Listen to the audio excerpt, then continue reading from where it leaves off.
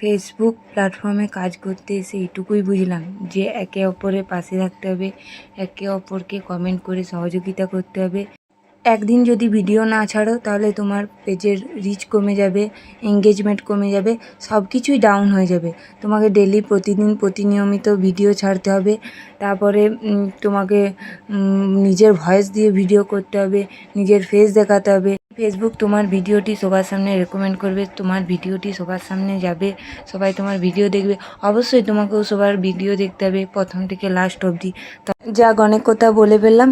তবে তোমরা যদি এই নিয়মগুলো ফলো করো, রুলসগুলো ফলো করো, তাহলে ফেসবুক অবশ্যই তোমাদের ভিডিওটা সবার সামনে নিয়ে যাবে, তুমি সফলতাও পাবে। আমি এখনও পাইনি অবশ্য, আমি বললামই। সো হ্যালো এভরিওয়ান, আমি রুম্পা। আমার একটি ছোটোখাটো মিনি ব্লগে তোমাদের জানাই অনেক অনেক ওয়েলকাম। আজকের দিনটা শুরু করলাম। আজকে শনিবার। দিনটা শুরু করলাম। সকালবেলার ভিডিও ক্লিপ নেওয়া হয়নি, অনেক কাজ হয়ে গেছে, সব কাজই প্রায় হয়ে গেছে।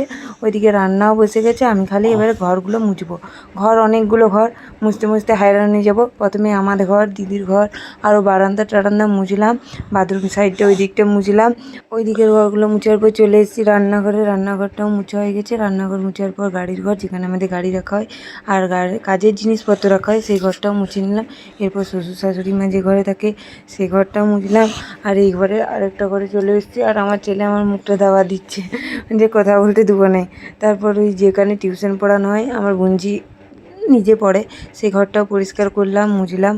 আর এই ঘরগুলো আমাদের রিসেন্ট হয়েছে, এই ঘরগুলো আগে ছিল না। আর আগে ছিল না সেহেতু মুছতেও হতো না।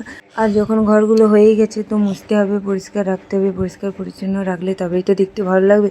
আবার প্রতিদিন মুছিও না, 1-2 দিন বাদও পড়ে যায়। প্রতিদিন মুছতেও মন যায় না। সচরাচর এই রুমগুলো সেই রকম ব্যবহার করা হয় না।